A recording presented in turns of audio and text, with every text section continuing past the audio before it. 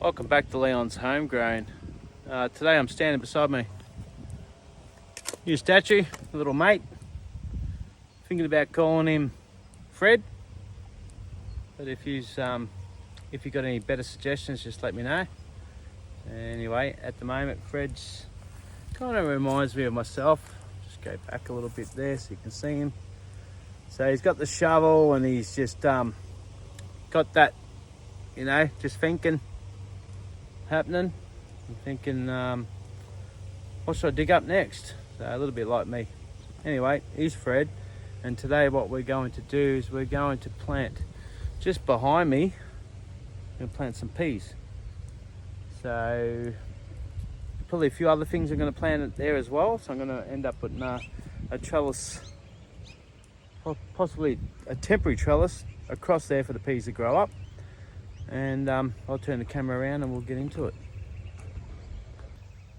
So this is the bed that I'm going to put the trellis in, just a temporary trellis, if I can find the right materials to make a trellis.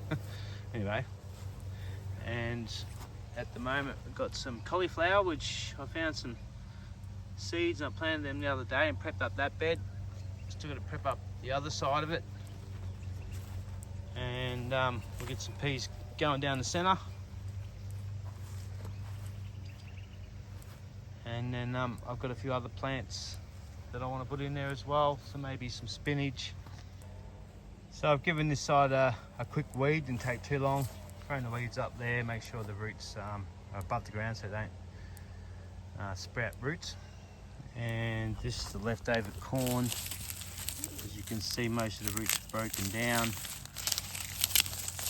and it can just become mulch.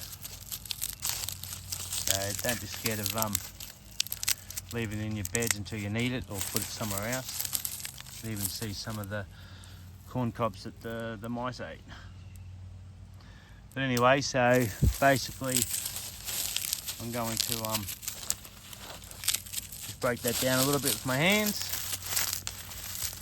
and that's going to be the mulch, and there's going to be more mulch over the top. The only reason the weeds grew here is because it's just got the original mulch got too thin. And yeah, weeds grew. So I had a bit of a leftover of this plastic stuff here that I've been using. Still yet to see how it stands up in time. It's been 12 months that I've had some of the stuff in there. In other sections you've probably seen in previous videos. So I had a little bit left. I wasn't sure how much I had left. But these are around about 4.5 meters beds. And these rolls by memory come in a 10 meter roll, so I'm able to do 2 beds for that, and it's a pretty good price from Bunnings. So I prefer wire that would probably last for longer, and try to get rid of the plastic in the actual beds, but obviously that's a little bit dearer. So anyway, I've laid it down there, got the fork pinned up over here to hold it, stop it from rolling back up like it wants to do here. And yeah, it's definitely good size for this bed. This is not gonna have a trellis, preferably. It's only my corn bed. I ain't gonna be growing corn here in southeast Queensland, so basically I'm going to make the trellis go through the middle to grow my peas for winter. And I've got another one of these, which I've got heaps of these, so I've got another one there, so I'll pound that into the ground. I did have one there, but it wasn't centered, so I'll pound that into the ground, and then we'll plant some peas here in this row, and some other stuff hopefully around the edges. All right, well, let me put this trellis up and then we'll come back. Okay, so I unwound that tomato that was going around that post just there, and might have damaged it a little bit, but anyway, it's pretty long. As you can see, it goes all the way over here. I'll get that trellis pinned up there, so I'm just going to zip tie it around this section here, because as I said, it might be temporary and I may end up taking it back out, or I may end up leaving it there. As you can see, I've got some there for the bean trellis, some there for the tomato trellis, and some in the food forest area over there. If you haven't seen them, be sure to watch some of my other videos. Anyway, I just thought I'd quickly show you that Just unwound it where I was going around that post there and laid it on the ground, and we'll get this up and over, and then we'll prep up that bed. Probably should prep the bed up first, but it doesn't really matter. It's not going to be much, as I said. It's just going to be forking, maybe throwing some organic chicken manure pellets in there. The bed's already full of nitrogen from when it had corn in there, and the plants will tell me if it needs any more. All right, we'll get back into it.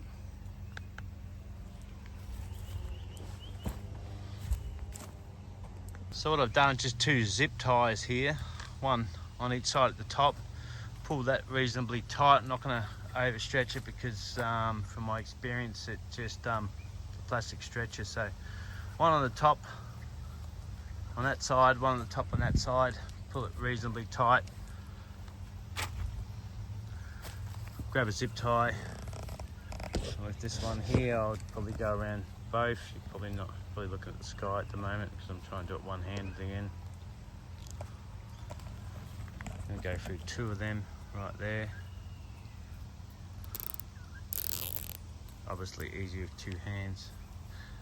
And I'm going to they're not going to be really tight at the moment because I may end up pulling it down a little bit closer. So basically now I'm going to get another zip tie. If you are getting these zip ties, it does pay to get a better brand. Not saying this is the best brand, but it's better off. It says 50% stronger, but don't believe what they write there. Just you're better off getting better zip ties if you don't want it to just break. So I'm going to put a zip tie down there, and then before I know it, I'm going to have a trellis. Anyway, I'm not going to bore you with that. I'm going to tie it up and then prep up that bed.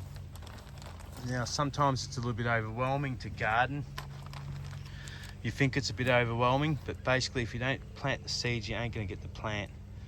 Obviously you need to water it as well. I'm trying with swale systems to catch the water, to not water as much as I need to. It looks green here, and we're still, must be close to 330, still close to 30 degrees. So subtropical Queensland, and it obviously isn't as bad as in temperature wise as some people's climates. But I know it's going to get cold within the next few months, so I want to plant all these winter vegetables now. If you don't plant them, they won't grow. Anyway, let me fix that up and we'll continue on. Okay, so this side of the trellis is done. It's got 5 zip ties on it.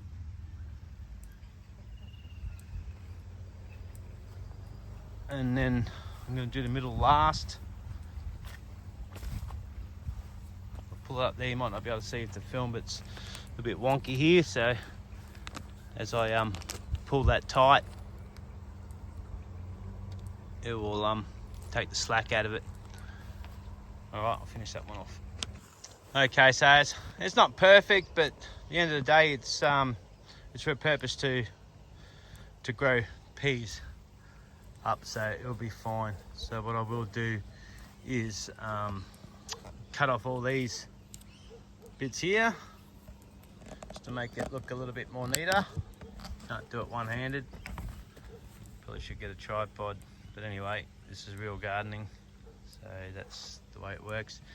And I'll trim all them off to make it look a bit neater, and then over here I'll just trim off this excess here. All right, nearly time to start planting. Okay, so I just pinned this tomato plant, which self-seeded itself, up into the trellis, so it's going right up to the top. Just sort of weave it in between each other. Yeah, we could probably trim it around and make it grow the way you want, but that's fine. We'll just put it up there, and then when it comes out the other side, I'll pin it back up. So looking a bit sad at the moment.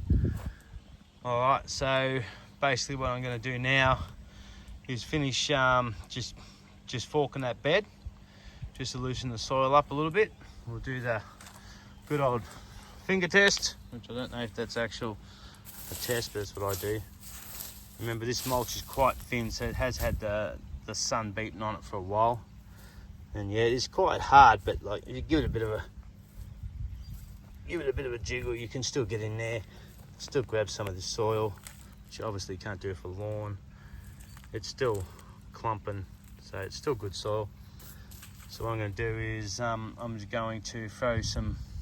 I'm actually going to peel this stuff off with the fork, throw it in my bucket, which is, oh, I used it before, over here. It's just a bin. I use it as a bucket. If it had handles, it'd probably be better, but obviously I'm not using it as a wheelbarrow to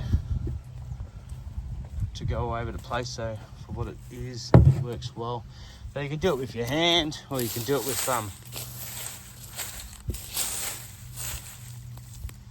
if there's any roots there from weeds, you can rip them out, throw them away. Some of them might be tomato plants, so I won't go too overboard with that. And the old corn, as you can see, we'll just grab that out and we'll throw it all into this bin. We'll put it back on after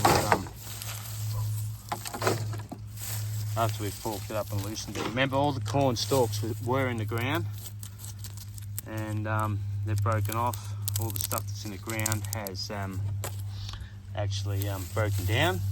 Every now and then we'll find with the fork anyway.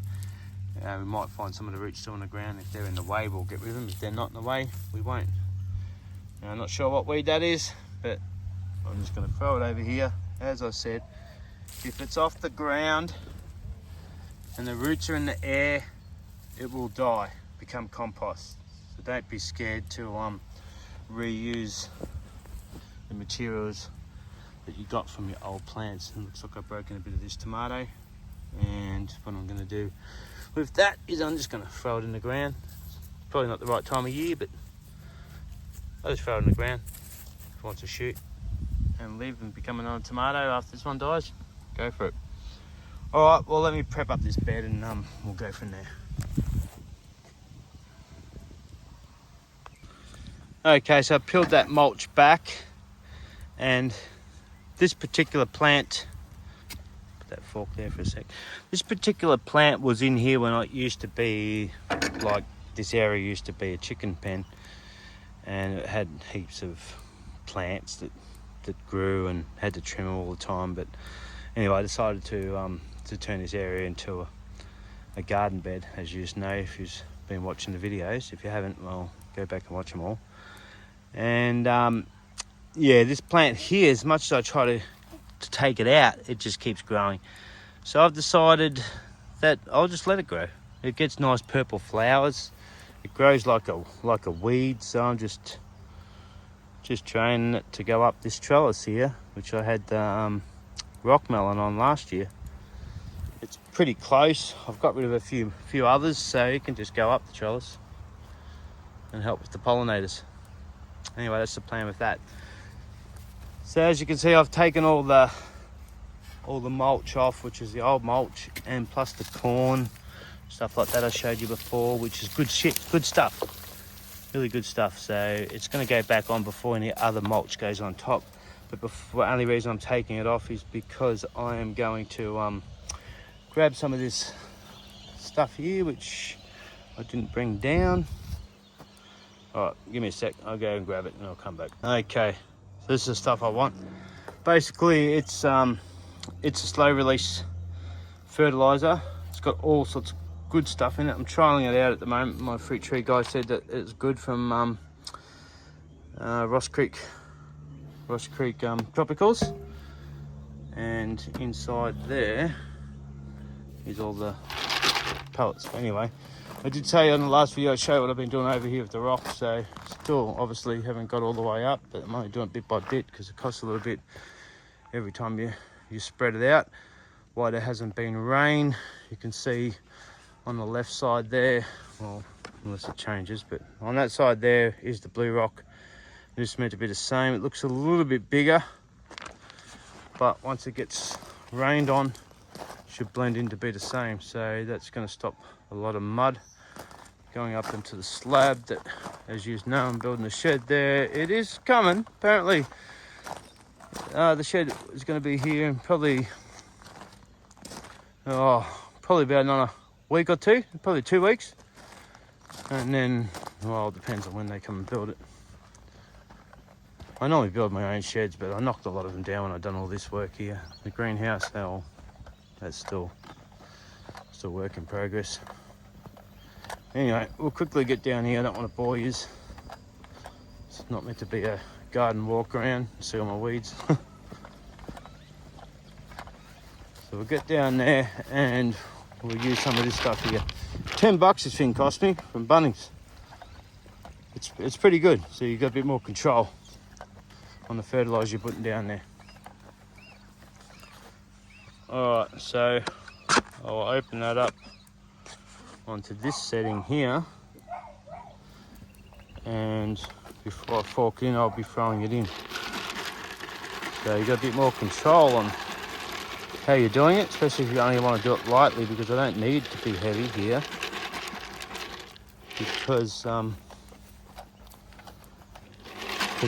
bulk of it's organic, with organic materials breaking down.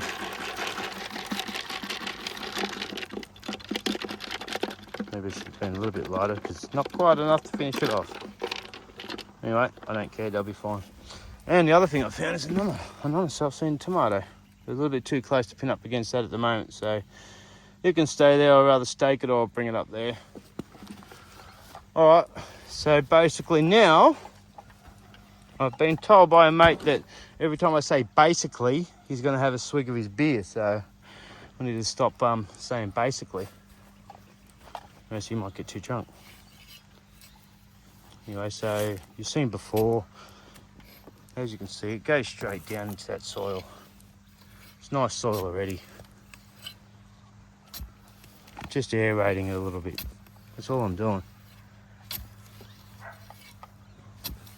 You can say no dig, but fork's kind of digging, but you really want the water and the air to get through there. But you've seen this on other videos. If you haven't, we'll go back and watch them.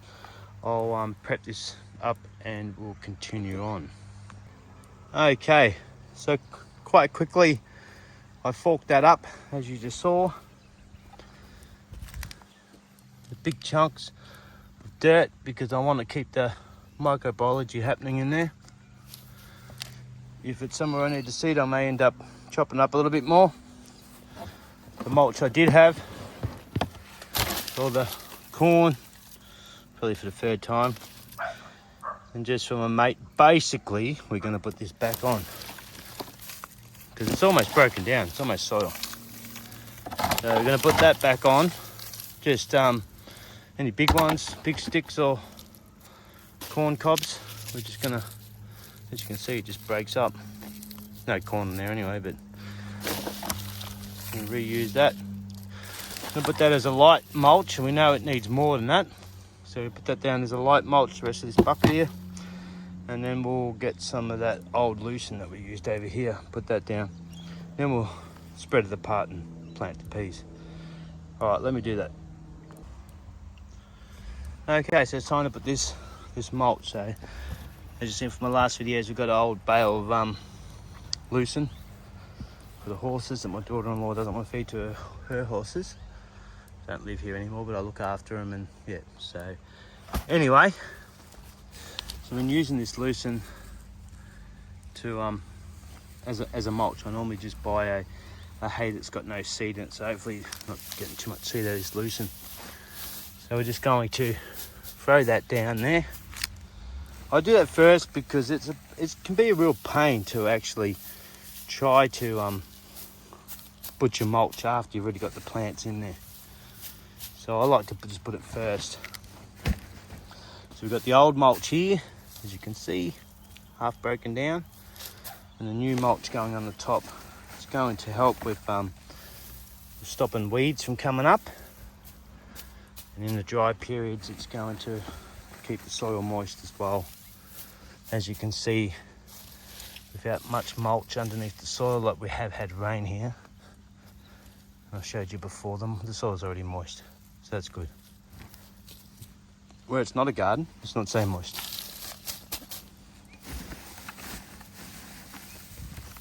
We'll put that down.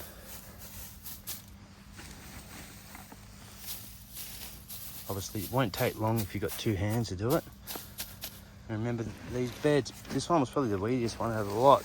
But as you can see, well, that's a weed there. But the rest of the beds, yeah, the mulch keeps the weeds down. Anyway, some of the beds I haven't had to reapply mulch. And depending on where you are, you might not need to, but it's sort of a catch-22, really. Because if you're in a dry climate, the weeds aren't going to grow much, but you want to try to keep the moisture in there. But if you're in a cooler climate, depending on rain, obviously, you may end up having mulch there, and if you're not getting the rain, then you may not end up getting the weeds growing. It may take a while to penetrate the actual mulch you're getting. This stuff's nice and light and easy. I'm not going to worry too much about this bit where I've got my forage, as you know from the last videos. But remember, like I said, if you don't sow it, you ain't going to grow it. That's a good slogan, isn't it? If you don't sow it, you ain't grow it. Anyway, so basically I'm going to put that down. I'm going to try not to keep it like a brick, which this stuff's already pretty soft anyway, because you want the moisture or the rain, if you do get it, to go through. So with this other bed, I've just pulled it back a little bit. Doesn't matter too much if it's not all, depending on where you put your seeds. I'm just going to be basically poking my finger in the ground like that and throwing the seed in and then covering up the soil like that, and then throwing a bit more of the mulch back over the top lightly. Anyway, let me finish mulching this and then we'll plant some seeds. Alright, so I've got two different pea varieties. These ones here are snow pea. I think everyone knows snow pea. Now if you have a look at the back of the packet, right there, it says, for me, I'm in the blue, well, the blue part of Australia there. It says autumn, winter, but you have to understand that these are not 100% the right time, depending on your climate, whether you made a microclimate or what you've done. So it tells me autumn, winter. Well, I'm in the end of autumn, so, and I know peas will grow this time of year, so, and that's why I'm growing them.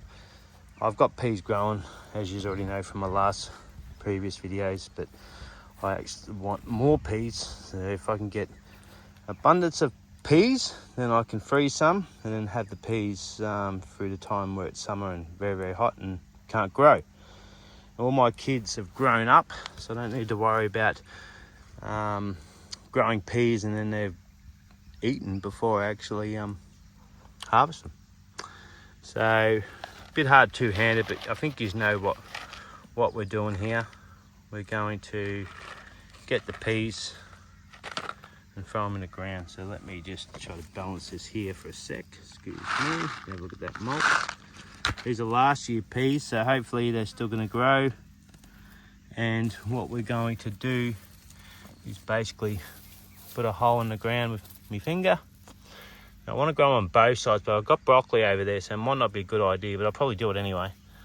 So I'm just going to poke my finger in there, grab a pea. I'm just going to put one pea. If it doesn't grow, it doesn't grow. In the hole, bury it a little bit. Another one there. And I'm just going to keep going like that. And then once I've finished, I'll just push the mulch back over the top. But I'm not going to do that now because I'll forget where I'm at. All right, let me plant them all out, and then we'll come back. Okay. So I've got them peas, the snow peas, on both sides of this trellis. A little bit closer together on that side. On this side where I've got the cauliflower planted, they're not quite as spaced out. Old seeds, so we'll see how they go. And now, the next one we're going to plant, we'll just throw my rubbish in there,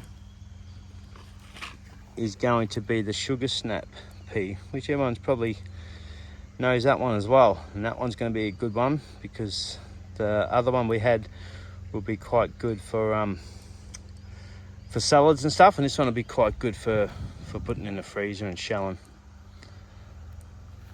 Okay, and again, on the back of the packet, it says autumn winter. So we're a few days away from winter, so we should be right in the bracket of doing it. And as I said, we've already got other peas sown as well, so we'll get harvest at different times. So the same here. This one's a bit of an easier packet because I already opened it up. Still last year's peas. So basically I'm going to start from this side, and I'm going to put a little hole in there. I'm going to grab a pea. I'm going to throw it in there. I don't know if you can see that. I'm going to cover it with dirt. And I'm going to continue on down this side of the trellis and throw peas in there. Now from my experience, the spacing doesn't really matter a lot. But if you want to do it perfect, go for it. But this is Leon's homegrown, and we experiment a little bit, and it's all what I'm doing at the time that I'm doing it. As you can see, you've seen how I'm doing it, and I'm going to finish that, but it's going to get dark, so I'm not sure whether I'm going to be able to plant all the other stuff in this particular bed. It doesn't really matter. The main thing is that you're doing it. So we'll head over here, have a quick look at the garlic, and I've got some peas growing over here somewhere, so we'll have a look at them. As you can see, not too many, but they're doing their own thing. I think I've only put them on the trellis once, and as you can see, it just finds its own way and climbs up. So I'll be looking forward to that. And I've got some more peas somewhere else as well. I think over in the raised garden bed over there. And if you want to see them more, you go back and have a look at some of the other videos. So anyway, I'm gonna continue planting them. And if I've still got light, I'll keep filming. And we'll plant some more stuff in this space we've got here. Obviously I haven't got any space in this one because I've got the cauliflower in there. Okay, live with me and we'll be back. Okay, so I quickly planted them all out. Now I've put them on both sides of the trellis. So some people might think that's no good, but it works for me. So basically what I'm going to do now, I said basically again, is just put that mulch over there quite thinly on both sides. Now it doesn't take that long to do it, and don't be scared to experiment a little bit. As I said, the mulch is for weed depression, and it breaks down to become organic matter for my beds. I don't use synthetic fertilizer. I use organic fertilizer where I can, but I tend to use the crops I actually get out of this to fertilize my beds. So,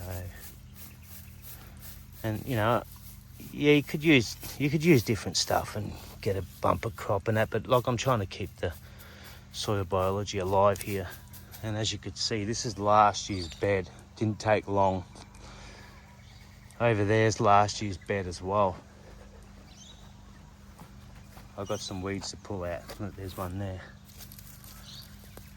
Soft soil, the weeds come out, compost it, throw it and mow it, or I normally just put it into a bed upside down, so you can even just leave it like that, the roots will die. Anyway, I'm not going to weed this bed, just showing you. So that's last year's. There's the vines from last year, what was growing in there. If you haven't seen that, go back a few videos. We've got a few pumpkin squashes looking things out of that. And then that's mulch. Why buy mulch when you can make your own mulch? The roots stay in the ground. That was all corn underneath, as you saw. Roots stayed there, brood. If I'm planting and they're in the way, I'll get rid of them. If they're not, then they stay in there and decompose in the ground and let the worms eat them. All right, so now, as you can see from over there, the sun's starting to come down.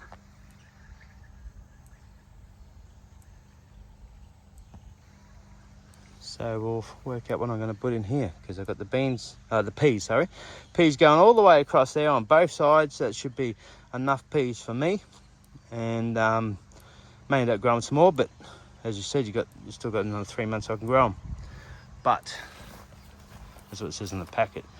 Here I know it's already, well, it's probably about 25 degrees now. It's probably about 5 o'clock now, and yeah, it's still getting up in the 30s.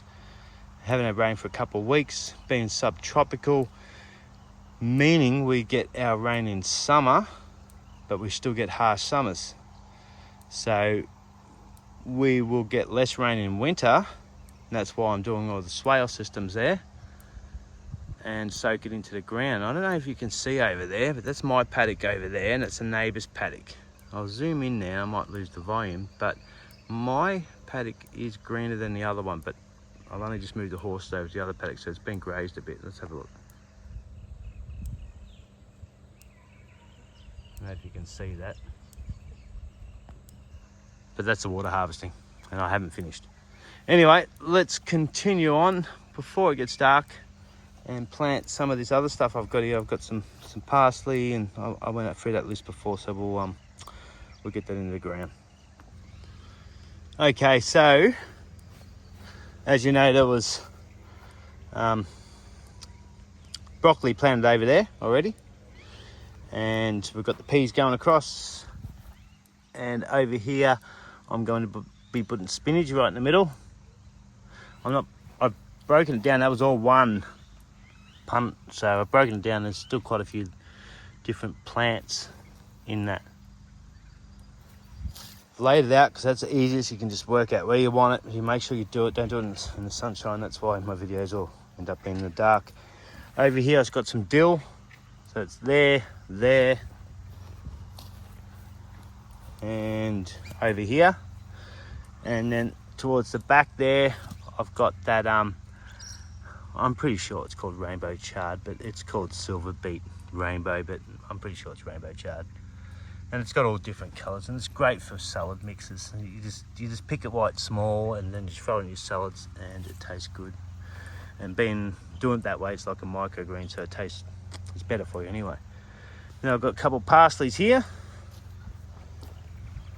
Got more of that rainbow chard, which is what I'm going to call it. Left a little spot here because I probably want to put a flowering plant there, whether it's eatable or non-eatable, to try to attract some of the pollinators. And then more parsley across there.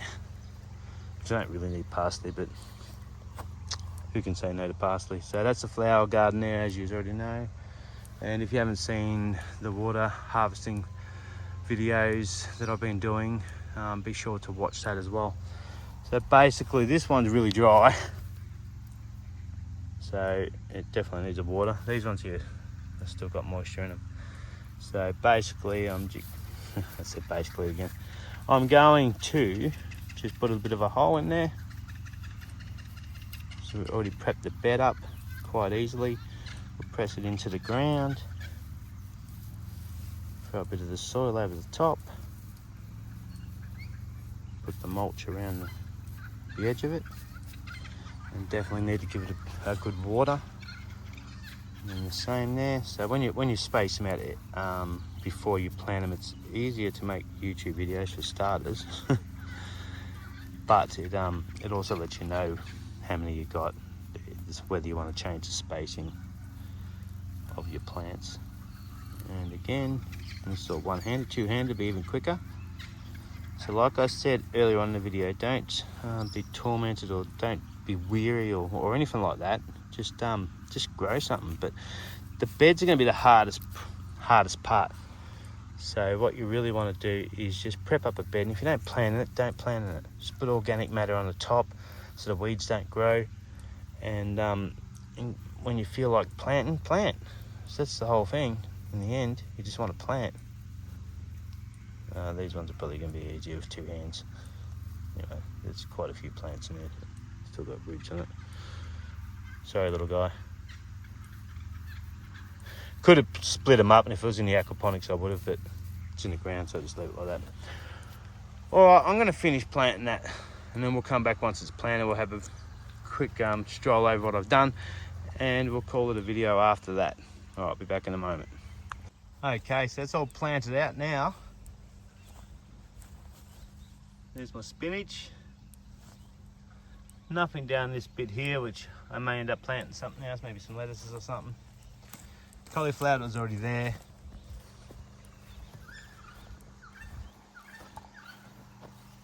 We've got a new Swiss chard, or rainbow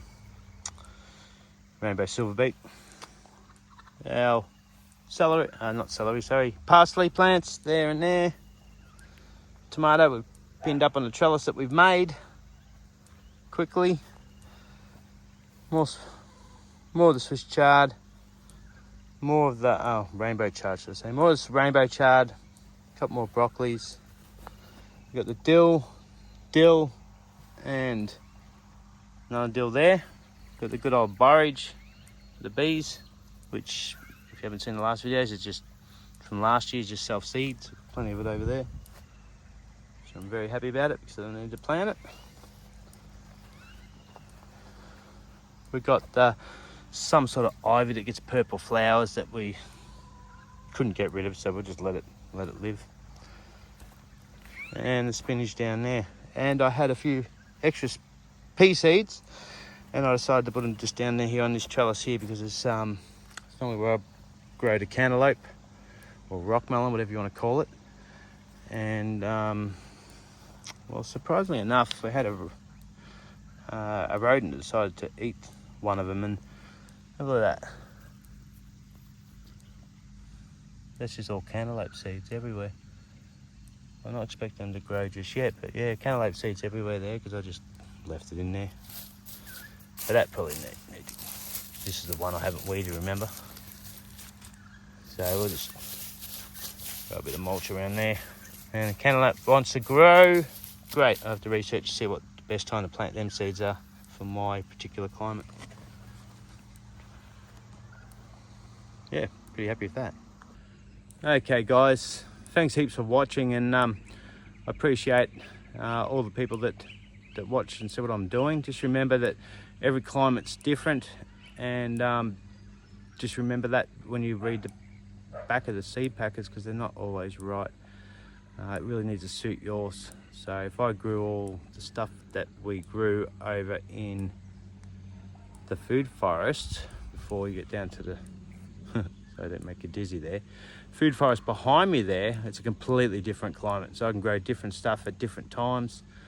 And just remember, don't get overwhelmed, and just dig a bed, and if you don't feel well enough or couldn't be bothered planting it out, just leave it, and when you can, or when you do feel better or inspired to do it, then go and plant it out, and then before you know it, you've got all sorts of stuff happening, like we've got over here, these potatoes.